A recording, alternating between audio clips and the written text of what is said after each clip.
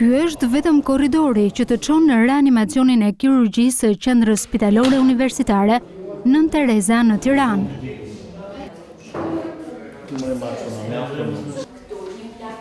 E vetmja gjë që tregon se në dhomën pas kësaj dere shtrohen të sëmurët që sapo dalin nga salla e operacionit është kjo letër.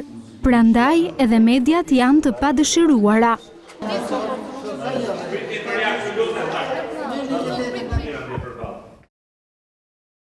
Lagështia, ngarkesa e lartë bakteriale, por dhe aparaturat jashtë standardeve kanë bërë që reanimacioni i kirurgjisë në QSUT të mbyllet. Brenda 3 muajve nga dita që flasim, reanimacioni i kirurgjisë ekzistues të mbyllet, sepse nuk plotëson standardet e një reanimacioni bashkëkohor. Zgjidhja që Ministria e Shëndetësisë jep për të sëmurët pas mbylljes së terapisë intensive të kirurgjisë është kjo.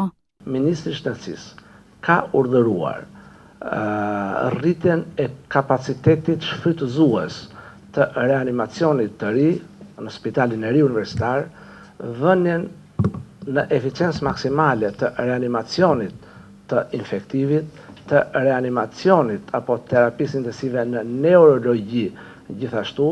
Këto godina gjenden në një distancë të konsiderueshme nga njëra tjetra. Sa mund të rezistojë kësaj lëvizje një organizëm i sëmur, pa pasoja të tjera shëndetësore, mbetet për tu parë.